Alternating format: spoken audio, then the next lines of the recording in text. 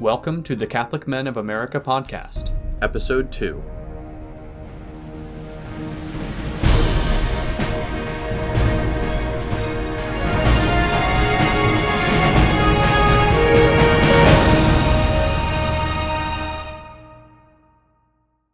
You're listening to the Catholic Men of America podcast. Catholic Men of America is a professional business fraternity for Catholic men, and membership is free. Join us at CatholicMenofAmerica.com, and you'll benefit from networking and mentorship opportunities, find better employment, learn how to grow your business more quickly, and grow in virtue. Don't forget to follow us on LinkedIn, Facebook, Twitter, and Instagram. Mystic Monk Coffee was founded in 2007 by real Carmelite monks in Wyoming and has fast become the brew of choice for aficionados and everyday coffee drinkers alike. From subtle blends such as the Paradise Blend to the limited flavor Jingle Bell Java, you are sure to find and enjoy the perfect coffee for you and your family.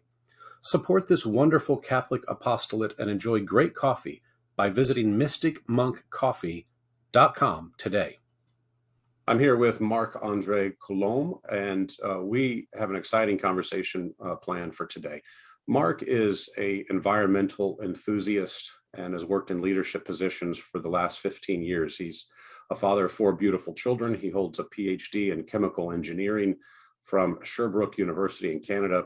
His passion and motivation for commercialization and business development has led him around the world to the United States, Australia, Germany, Panama, and Peru to manage departmental restructuring, startups, and business development projects. Marc is intuitive and self-taught. He writes business plans and grants, does marketing projects and strategies, and has also worked as a sales rep, sales manager, and coordinates the continual improvement projects, as well as opening new and international markets. Marc is a recognized and dynamic, quick-witted, and organized person surrounded by business development mentors. He's also passionate about entrepreneurship, and he joined Viridis Terra to help in setting up an ambitious, sustainable growth project to make the world a greener and more sustainable place. He assists with strategies to help position the company as a benchmark for setting up revolutionary and scalable landscape restoration projects to ensure that we still have a planet for our children and grandchildren, hopefully a productive and healthy future. Marc, welcome to our podcast. Thank you for having me, Jeff. It's wonderful. Now, you and I have talked a little bit about this topic before our interview today, and it's really exciting what you're doing. Not all of us are climate people, although I'm kind of a closet greenie. Give me a brief background just on yourself and kind of a little intro into what you're doing before we dive into these hard-hitting questions. Okay, yeah. So I'm a Catholic, very fervent Catholic. I've been born in the Catholic family here in Quebec. Faith is a little bit societal, so I had to go through a process myself to, I'd say, discover Christ by myself. So first, I became, I'd say, a practicing atheist before becoming a believer, and then I went through a Protestant church and rediscover, Catholicism at the age of 27 with the Sweet Home. Since then, I'm back in the church, in Catholic church, and I really love God. That's, my main part of my life. If you want to define my life is my faith, my family, and the environment that you precisely described at the beginning of the intro. I'm a husband and the father of 4 kids, Evangeline, Rosalie, Raphael, and Theodore. They all have God's name signification into it, and that was very important for us as a couple for that. And so I was born in Montreal, Canada, and I studied chemistry, I studied chemical engineering, and in my university background, I discovered, the environment. Also, what do you call here we call it college. So it's between high school and university. So I got involved in environment massively, and then like at the beginning, it was 10, 15 years ago, there was a lot of greenwashing. So I was really trying to get to the real environment, just not just the facing of it, but how we can really have an impact and how we can really change the world. So like sometimes like the can be green, but inside is the same thing. So I was really looking at how we can have a real impact and how we can change the environment to have like a future. I was seeing all of those really bad stuff that was happening on the earth, like those big industry, and I was trying to find a way to solve the issue. And this is what the journey brought me to Viridis Terra. As a chemical engineer, I'm supposed to work for those big industry like Rio Tinto. I have a PhD specialized in aluminum production. So it should be like producing, like extracting even more of the minerals and producing even more, aluminum. But I'd say my faith, I think the faith really had an impact into this, and also my love for environment and my family. Like I want to give a future for my children.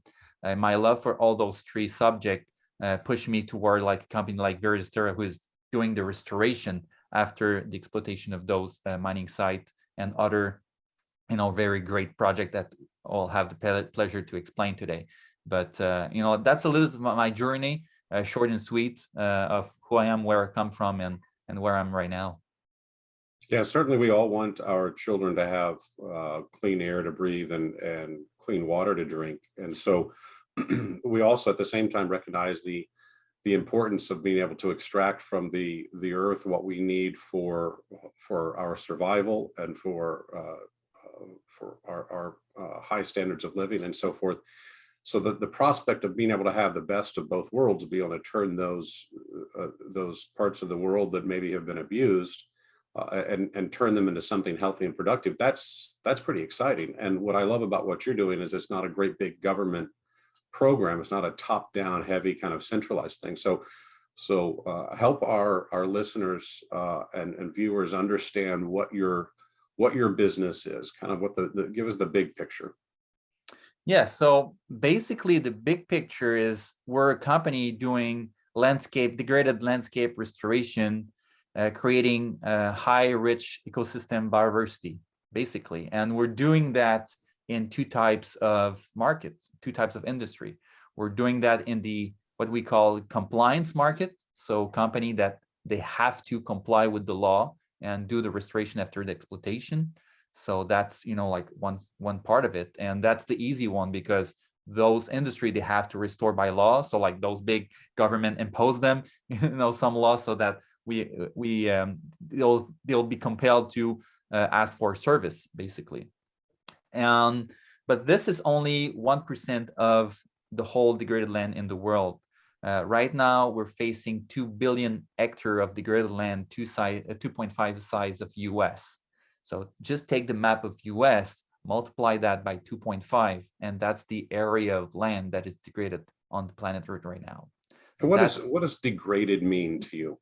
Okay, so when you do clear cutting, when you do slash and burn, when you have forests that are decimated, when you basically have, like savannas, like when you have like just go to your imagination about like the Amazonian forest where you have like plenty of trees and animals like living there, a lot of biodiversity, you have all those picture of parrots, like you have like that very rich biodiversity. And then you go to some part of Africa where you have trees each, like 1,000 acres, right? So like that's degraded. That's not supposed to be like this.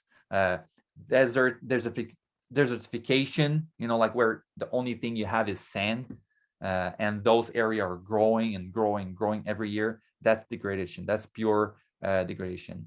Also, like on the mile away, like when you have just grass or like little trees and shrubs, but the soil is so degraded then you cannot grow anything on it. So like overexploitation of the land, like where your soil is so full of amendments and like chemical inputs, and then nothing grows unless you just pour more and more and more fertilizer. That's degraded.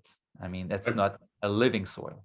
I'll stay like at the high level here because I can go much more in depth. But basically, it's when your soil start to die. Like when you look at all the life, like a soil is full of living organism. When you go look at the microscope, like it's full of when those microorganisms are starting to die, and when the organic matter, like when you have none of that life in the soil, that's when how you can measure how much your soil is degraded. All right, so you've painted a pretty dire picture. 2.5 times the size of the United States is degraded soil. What does your company then do? How do you solve that? So what I said at the beginning is that we address two types of industry. The compliance market, which is only 1% of that, is very important because those are the good, very contaminated soil. So we need to do that. But 99% is coming from clear cutting, overexploitation of the land, slash and burn.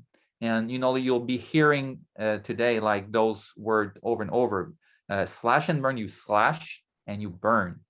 And those are very unsustainable practice that I'd say are done by people that because of their poverty level, have no other choice than to do this because they know nothing better. And this is the majority of all the degraded land in the world. So when you study the degraded land behavior, you realize it's poverty driven. So people are poor, they're doing the slash and burn, unsustainable practice. All this burned forest is producing kind of compost, like a fertilizer. That fertilizer is just used for 3, 4, 5 years, and then the soil is degraded. It produces no more, and has no trees, no organic matter, no of those living organisms like I was talking to you before. And so the soil is dead. What you do, you're poor, you're trying to eat for not in 10 years, you're trying to eat today.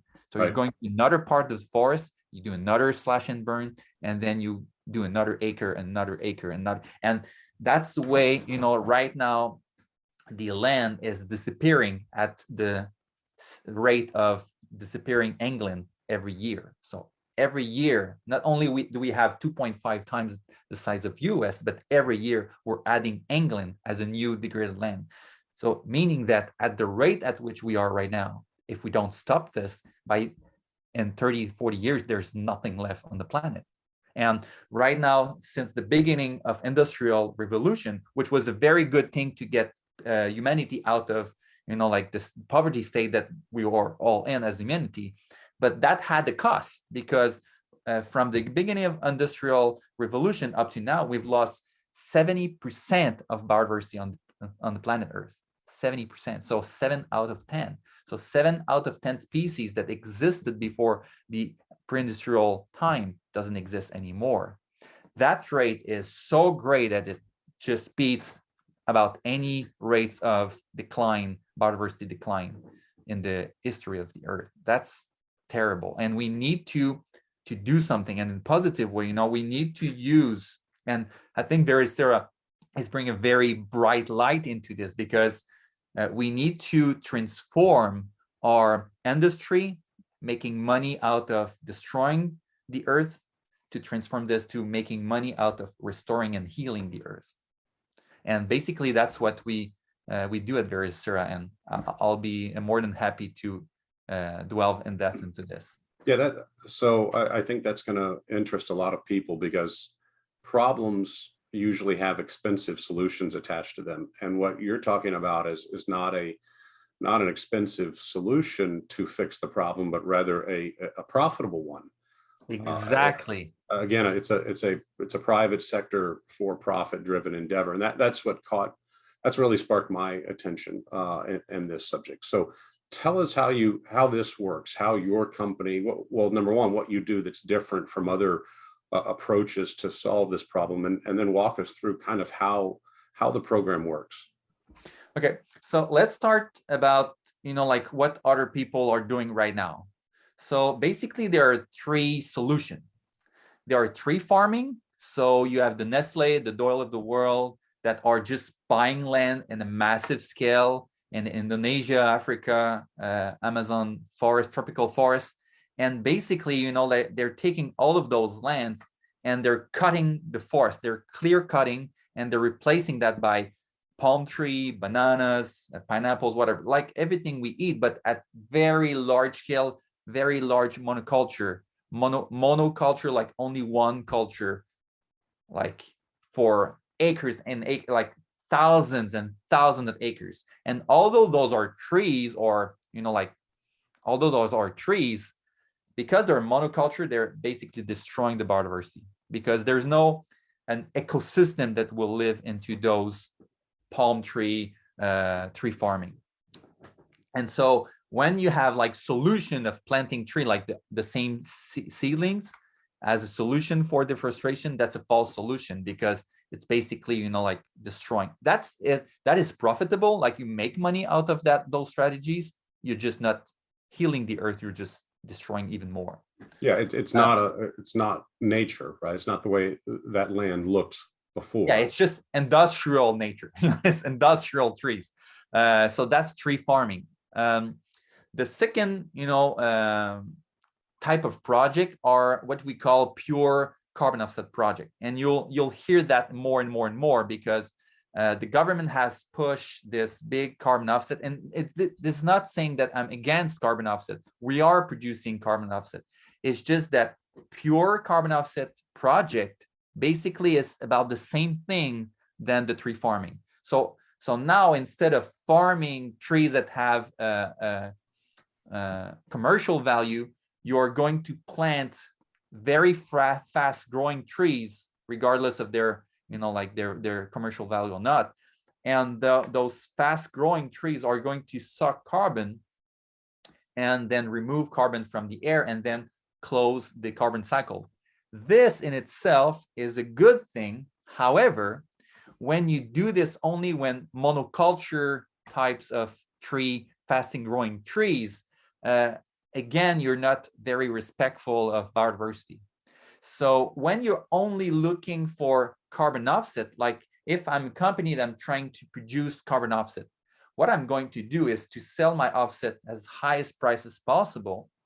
And I'm going to decrease my cost of production and operation. So I'm going to take the as low as possible seedlings cost, right, as possible.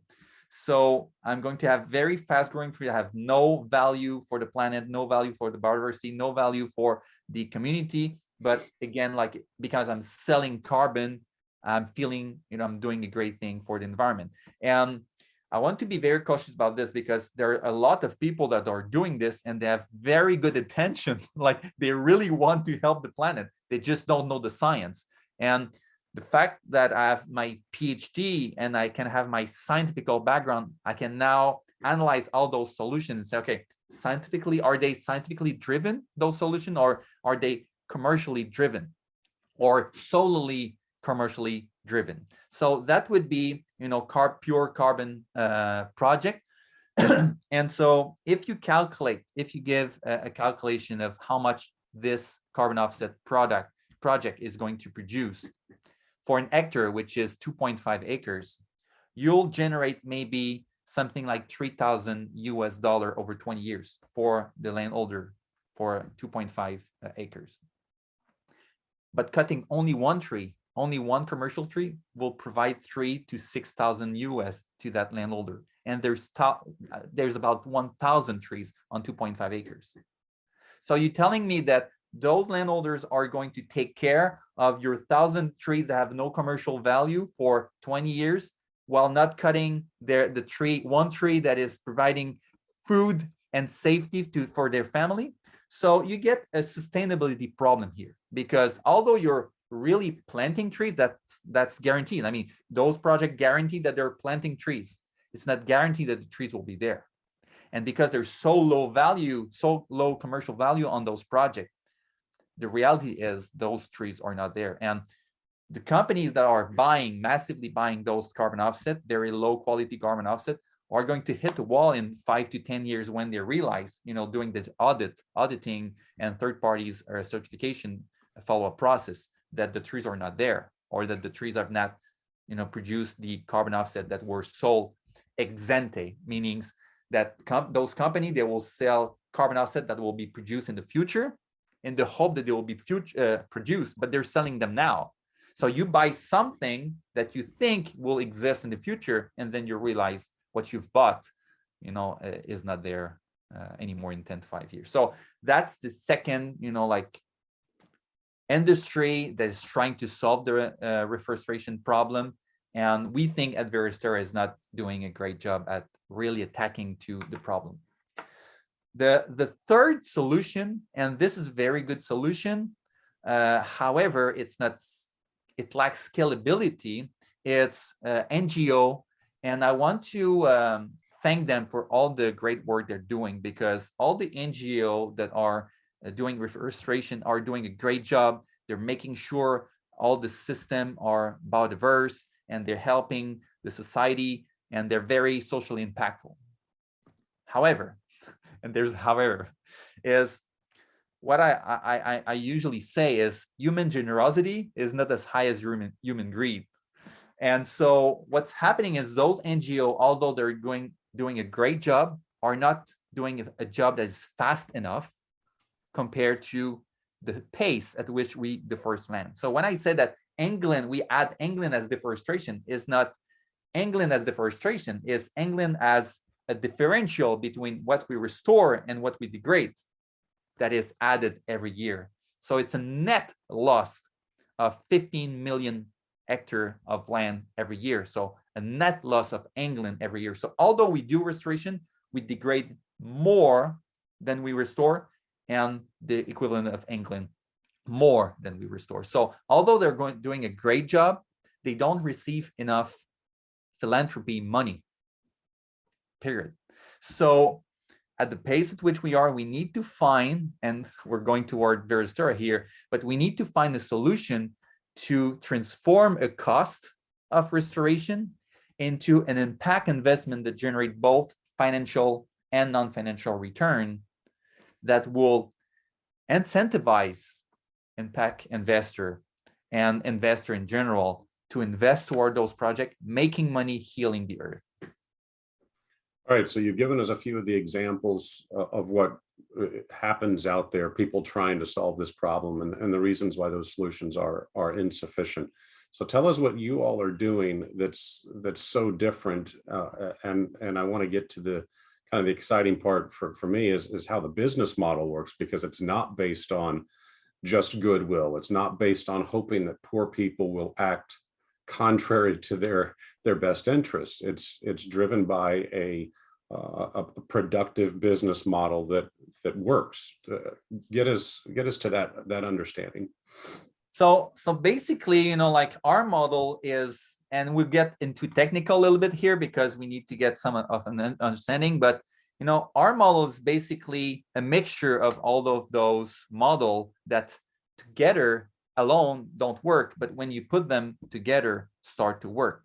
So basically, we have a ratio of 0.7, 0.3, 0.7.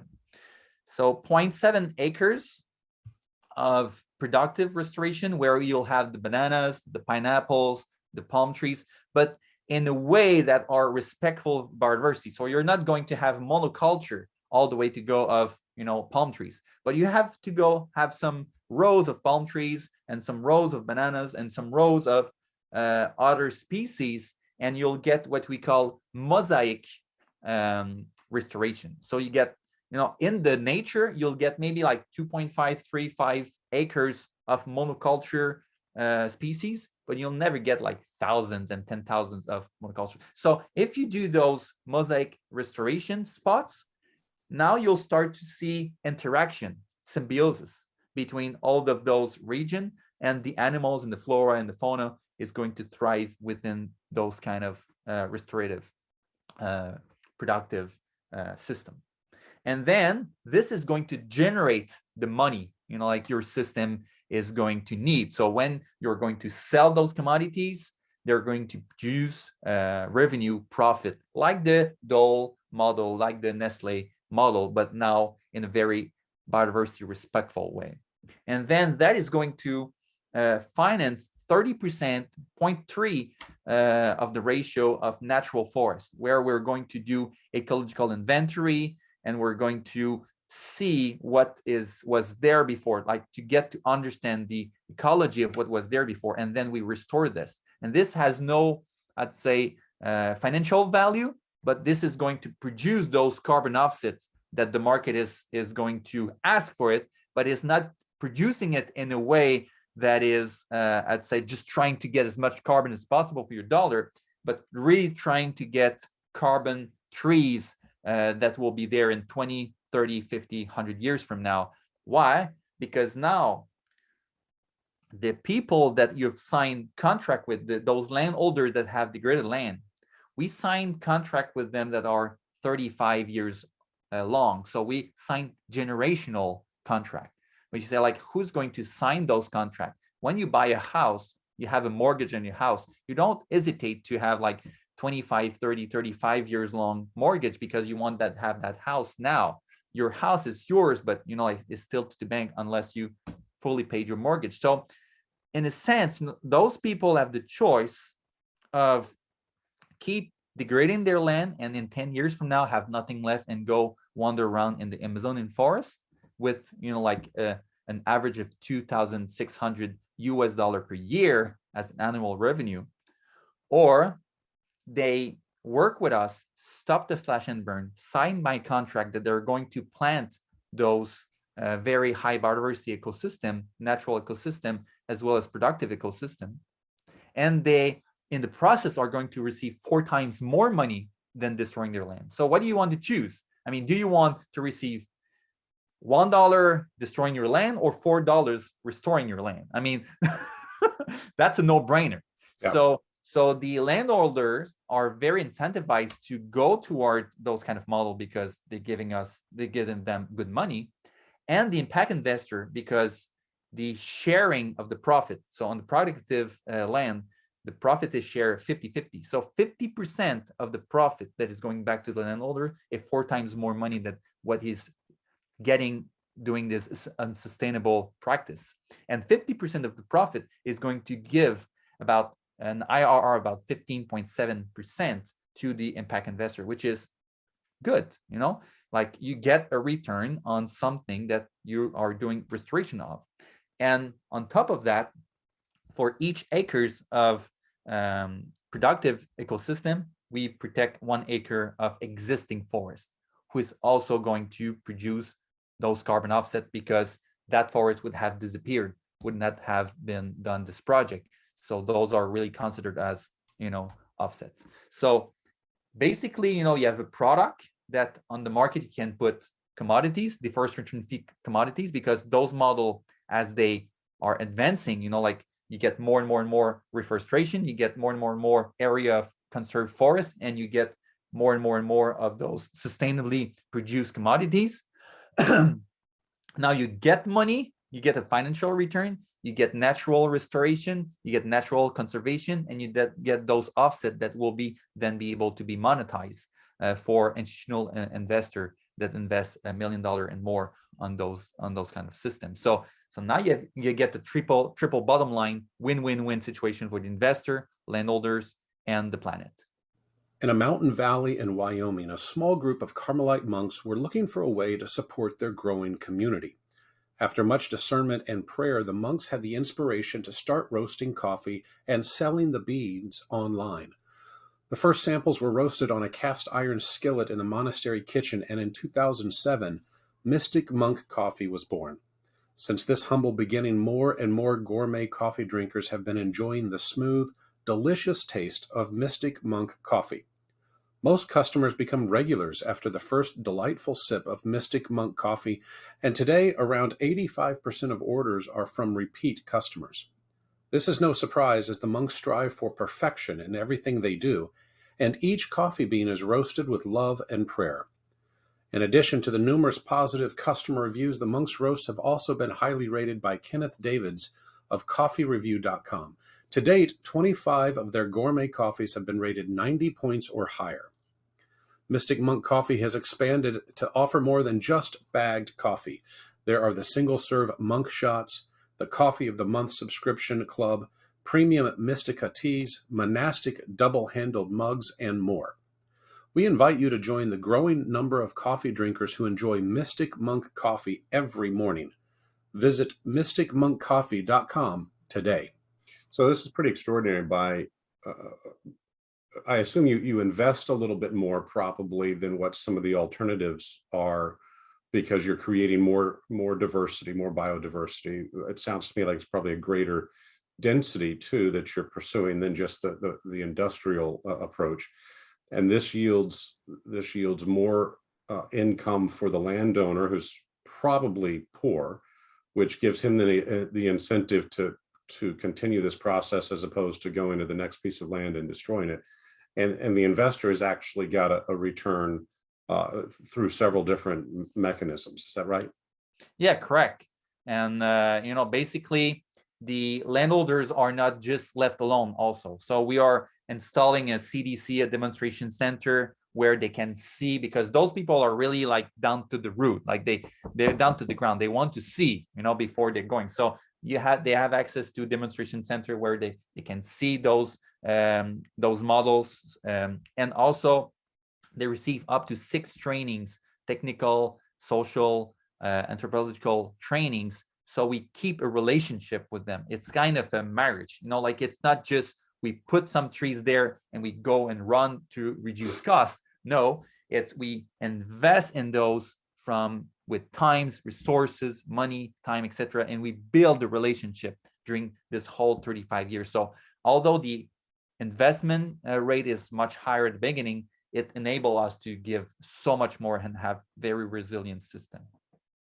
Now you all are pretty new, but I was looking through some of the information you provided, and you do have some veterans of the industry and some expert advisors. So anybody who's looking at a new startup, of course, wants to know about the team, the people behind the company. So tell us a little bit about who's on the team.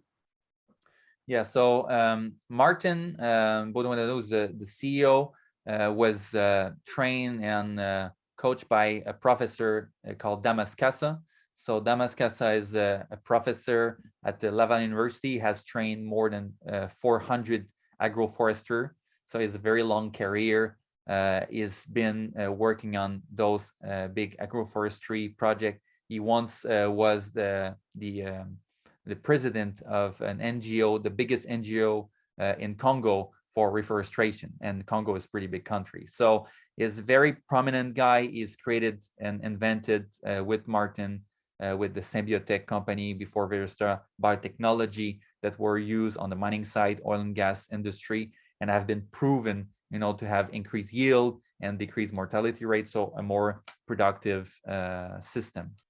And then you have Denis Buteau, who is our program manager in Peru. So Denis has been working, he has 47 years of experience in agroforestry and forestry systems. So it's not here since yesterday, right? So he's been working on a very big project. He's been working on a very similar project that we're doing here in Honduras. It was very successful with the project over there. So he knows the project. He knows how to manage such a project. So it's not like this is new. This is new to him. And also, we have a company, where we went from 6 employees 2 years ago, from 44 right now. So right now we have attracted in our boards, administrator, very important people that are expert in emerging markets, investments. So and one of our board is Peruvian, so like she knows the market over there.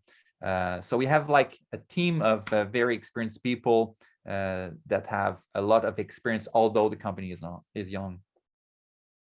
So you mentioned earlier some pretty impressive an internal rate of return of I think you mentioned 15%, but there are other components to the financial model that make it very attractive to investors, including some tax advantages. Would you paint the big picture for us of how this works, why investors would want to tie up a significant amount of money for a long period of time?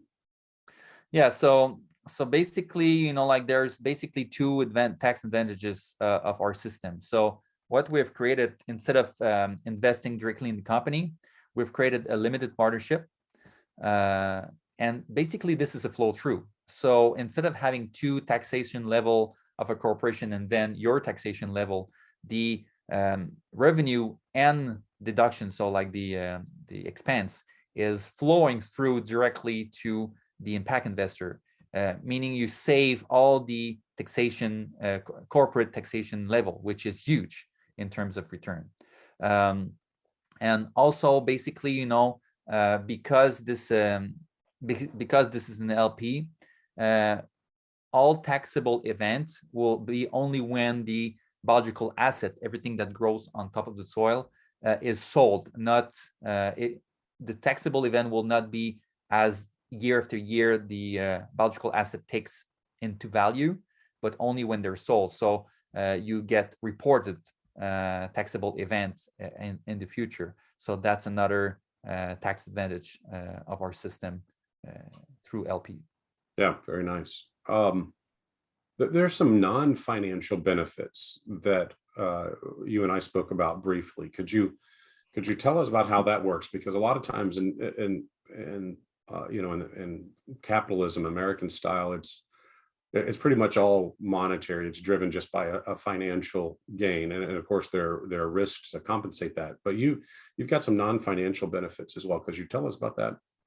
Yeah, and you know, it's funny that you talk about everything is driven by money, because right now what we've done basically with Viridis Terra is we have monetized environment. You know, we've not created because this is already created, but we've pushed forward the concept of natural capital.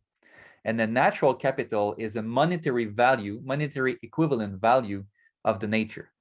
And how you get to that value basically is by literature review. You can go to a project that were done in the world where company had to restore biodiversity because of the law of their country.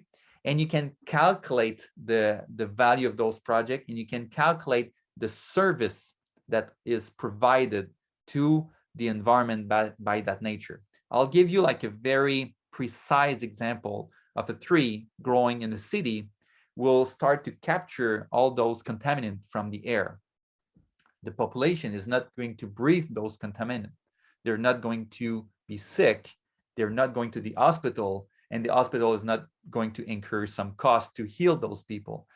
And so like that very precise example, and there's many of them, but it's just to give you an image, you know, of what can be like a service provided by the nature that can be monetized or can be calculated in a monetary value, is, you know, like this reducing contamination in the air. So when you calculate and when you add up all the value, all these ecological service that a forest, a tree, ecosystem is providing to human being, now you start to realize that nature has a monetary value. In fact, at the beginning, I told you that we had degraded 2 billion hectares of degraded land. So in acre is like 2, 4, 5, 8 billion acres of degraded land. That is generating 10 trillions of GDP loss globally, 10 trillions. So that's big money, and it's impacting $44 trillion. So when you're only thinking about your small business, you know, you'll have externalities. You'll have, you know, when a truck will just roll on the road, is going to destroy that road, like is producing externalities, is not paying for that. the whole society is paying for that. Right. Same time, when we as human, we as industry, we as organization or institution are existing and exercising our normal business, we can have these externalities on nature. If we don't measure the economical value of that, impact on the environment, we're never going to see it. But if we calculate the natural capital of what we're doing, geez, we're seeing that, hey, what I'm doing right now is impacting this and this and that, and that's the equivalent value, monetary value of what you're doing. So with this, we were able to calculate that not only we can produce an IRR of about 15.7%, but we can calculate a natural capital IRR about 37.8%, meaning that our system is going to produce, in terms of equivalent capitalization of our project, an IRR of 37.8, so almost 38%. I think businessmen can understand the kind of the hidden costs that you're talking about of a certain way of living, right? If I live in California or New York, where there's a lot of there's heavy regulation, there's heavy taxation, there's corruption. These are kind of hidden costs to doing business. I don't necessarily see them in my budget for my business or my lifestyle, as opposed to living in a place where maybe the corruption is less, the regulation is less, the taxation is less. It's an easier path to success. And so in a similar way, what you're talking about, this natural capital, is a hidden or an invisible benefit, you could even say a profit to mankind as a result of the project. Where I'm going with that is, as Catholics, we understand that profit is good because it advances the welfare of mankind. It employs people and it provides capital for the next project. But we understand that we're mere stewards of that wealth. We're stewards of the resources. We're stewards of the earth. And so I love this component that doesn't. There's this enormous benefit to mankind that's still being produced freely as the result of these entrepreneurial activities. Isn't that great? Yeah, I mean, if we want to produce profit, monetary profit, we need to make sure that the resources by which we produce that profit is still there. Like if you empty the fridge, you're not going to eat tomorrow. So I mean, you need to put in the fridge or in your land or in your system as much as you take out, because Earth is a finite system. Like once we depleted everything that has to be depleted on the Earth, we're not going to generate a lot of profit with our industry. So we better, as fast as possible, not only look at the balance sheet, but what we call the triple bottom line. Like we're better going to look at our budget, of natural budget, because our budget is going to be burst. And once we burst that budget, our profit will be non-existent. So, I mean, if we want to think not just, and I think as Catholic, we ought to think, like in biblical time, like we have as Catholic, we can think of, what happened to Jesus 2,000 years ago, what happened, like to Moses, like many thousand years ago. Like we have those big perspective of 1,000 years, like ingrained in our culture, in our life. So for us, it's not too hard to say, okay, what's going to happen in like 1,000 years from now, 2,000 years from now, 30 years from now. Like we're not going to have any planet like anything left on the planet at the pace at which we go. So we better like turn around, repent, and turn around really quick to say, okay, I'm going to transform my business into the earth depleting one to a earth replenishing one. And I'm going to make money, and I'm going to make good money, but I'm going to make sure that each time I make $1, I'm going to replenish the earth. Right now, ecosystem for each dollar invested. And this is, like institutional, like proven data. So it's not very sterile, the small startup that is saying you this, like those big FAO, like those big WRI, like those big organizations talking about the climate and forest, those are thousands of people organization. They're telling us that investing $1 in ecosystem can generate between $7 and $34 of profit, like of revenue. Find me an investment that will generate for each dollar $34 of revenue. That's very good business. Yeah, it's great. So we need to, as businessmen, as just traditional businessmen, we just need to focus on those very profitable business model that will replenish the earth. And we do this by calculating the natural capital and making sure we follow the biodiversity, the carbon cycle, and the 17 SDGs. And the 17 SDGs, the Sustainable Development Goals of the UN, are lights on our pathway. Like, what I'm doing, is it good or is it not good? Like, am I following one of those 17 SDGs? And those are, like UN approved, like they're big expert, like have saying, if you play on those targets, you're going to produce more natural capital. You're going to produce system that is healing the earth. And okay, at the same time, making sure I'm making good money. And it's the poor who are going to benefit the most, both directly as the landowners who are getting a higher return from their property, and also the larger community of impoverished people around the world who are going to benefit from that natural capital. And a big part of your business model, we touched on it briefly, but I think it's important for our listeners to kind of understand the scale. You're investing a lot more into the land than the typical NGO. And I hope you don't mind my sharing some numbers. You mentioned to me before the show that a typical NGO might invest $300. I guess that was per hectare. Yeah. You all might invest 6,000. Is that right? Yeah. So just to give you an example, like the carbon project, they might invest as low as $50 an hectare. So like an acre will be like $12.50, right? It's penny money. And NGO can invest, like up to $700-800. 300 is a good average, but it will not go much further than this. Our average, not maximum, average investment is $6,000 US, but some model go to $18,000 per hectare. So like per acre will, you divide by 2.5. But to give you a perspective, like $50 compared to 18,000, we're not talking about the same system we're putting here. So it's massive investment. But if you don't do this, if you're just trying to be cheap on the investment, you're producing right to nothing. So are you going to waste $50 or invest $6,000 to produce so much more revenue?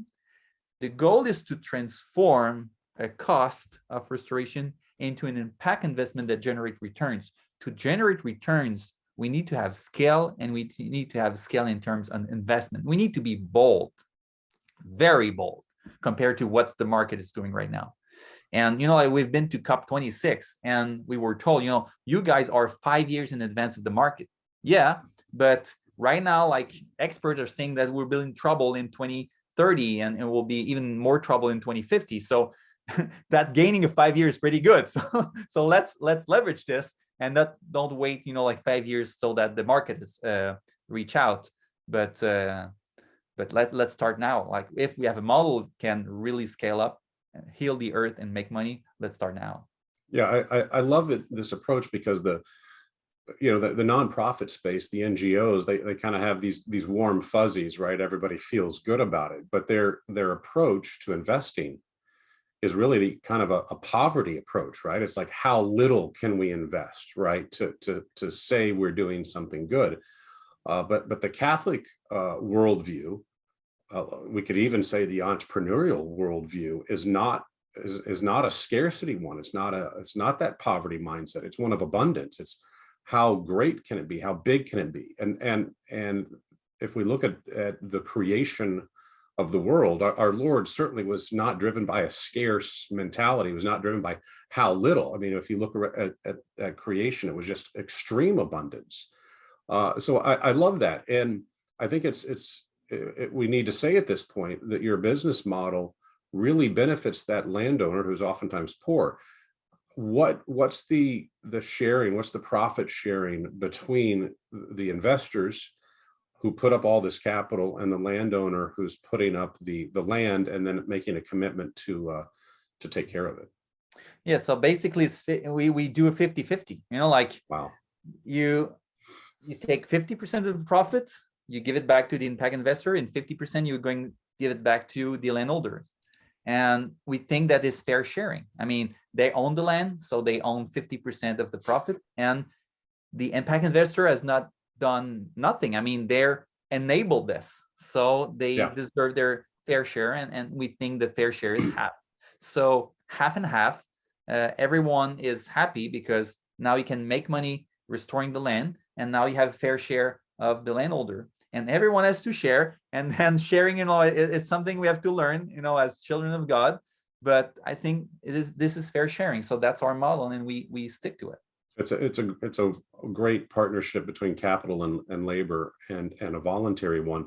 And then the landowner, he gets a salary to take care of things, and the investor gets a little bit of income as the crops are harvested, and then some capital gain at the end. Is that a fair? Yeah, I know it's a simplification. It's simplification, but basically, like what you need is those landholders, they can't wait 8 years, 10 years, 15 years. They need to eat now. So sure. I mean, what we do is we have implemented, and this is not new. I mean, those are all tools that have been invented by those NGOs. So those NGOs, God bless them, because I mean, they're the one that created all of those tools.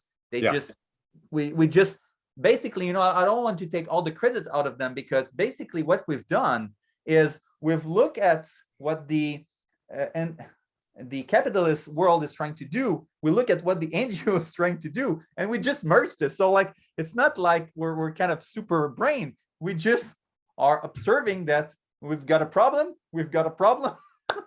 Let's put that. And basically, what we call is PES, payment for ecosystemic service. So basically, landholders are paid for the service provided to the ecosystem. But this is only in the beginning of the years, because after that, all the crops and stuff are going to produce. So they're not going to receive those PES anymore, because they're not going to need them. But we make sure that those PES plus the 50% of the sharing of the profit is always a minimum of 4 times what they're received, so that they'll never be tempted to go back to slash and burn, because I mean, why make $1 destroying my land instead of $4 restoring it, right? Yeah, wonderful. Tell me just briefly about some of the places where you've got projects in place, either past or present or future. And by the way, you mentioned the Congo earlier. Americans aren't great at geography. The Congo is an enormous country. It's about 1 million square acres, or square miles, which is about the size of Texas. So it's a big place. Maybe it's bigger than Texas. I'm just kind of estimating, but so I think you're involved there. Tell us a little bit more about some of the other projects. Okay, so as I told you, like, we're our company that is doing the compliance market, so like the mining and stuff, and also the what we call voluntary market, where we help those landholders that have no money to pay for a service. So so basically, in the mining side, we're working in Canada. We're a Canadian company. We're working in 2 provinces. Also, we're working in Burkina Faso, so another part of Africa, the southeast of Africa. And also we are working in Haiti. I don't know if I pronounce it correctly in English, but Haiti in the Caribbean. Yep. We've restored more than 200 hectares of energy forest over there. And this is basically, like us helping NGOs on that place. So basically 80 people, they need to heat themselves and cook their food with wood. Basically, they're still at that level. So what we've done is we've created the forest that is meant to be harvested, but will grow much faster than a primary forest. But while doing so, while harvesting in this energy forest, the 80 people will not go to the primary forest, so it reduced the stress on those forests. So basically that was one of the projects we did. We hope that we will be able to reach to the what we call RFLR level, so integrated forest landscape restoration, where we bring an investment to generate profit. However, Haiti right now is so poor, then the commodity value chain is not existent. I mean, we would not be able to produce that. We hope that in 10, 15 years from now, when we have done all of those projects, we will be able to slowly incorporate that business model. But 18, for now, it's not possible. Okay. And we're also working in Peru, which is our where we do some mining project and where we do our RFLR project, integrated forest landscape restoration, where we bring in and you can look that up, but Ucayali, Yurimaguas, Huánuco, San Alejandro. So those are places where we work on right now on a 3,000 hectare shovel-ready project. So 6,000, 7,500 acres project. So that's the scale. And then the next scale, we want to multiply by 10 times and then by 3 times, so that we would be at 100,000 hectare, so 250,000 acres per year. That's the goal, that's the vision. And just to give you an example, Peru right now is losing 200,000 hectares, so 900,000 acres of land every year. So only us as a company could solve half of a country problem, which is not nothing. And also we want to be opening a new subsidiary every 2 years. So in 2 years from now, we would like to be either in Colombia, Panama, Republic Dominican, or Mexico, where we've done some development, or Cote d'Ivoire, Congo, all of those countries. Basically, we want to be everywhere, and our system is scalable, so it's meant to work on all those tropical regions. So that's the vision right now. That's very exciting. Now we've talked a little bit as we kind of bring this conversation to a close. We've talked a little bit that this is a marriage of capital and labor and land. So that capital comes from somewhere. I'm sure you're working with some large institutions and non-governmental organizations, but you mentioned to me that there's also the opportunity for private investors to participate in these limited partnerships. Share a little bit about how that works and what the opportunity is. Oh, great. Thank you for asking. So basically in US, we're opening for individuals to invest between $25,000 to about $1 million. So usually, we will receive somehow like 25, 50K, 100K.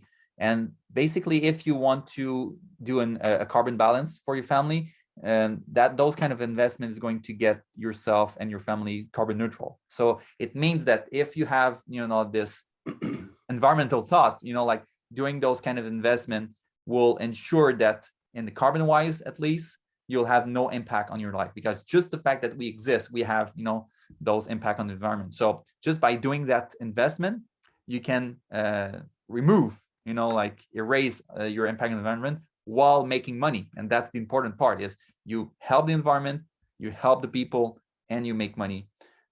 So those are the kind of investment. On the institutional investment, we're looking more at something like $1 to $5 million investment. We're also discussing with big pockets to $5 million investment more, but we're kind of create their own fund for these big organizations. But institutional investment, we're looking between 1 and 5 million. And right now we're looking to complete a first $23 million round for 2022.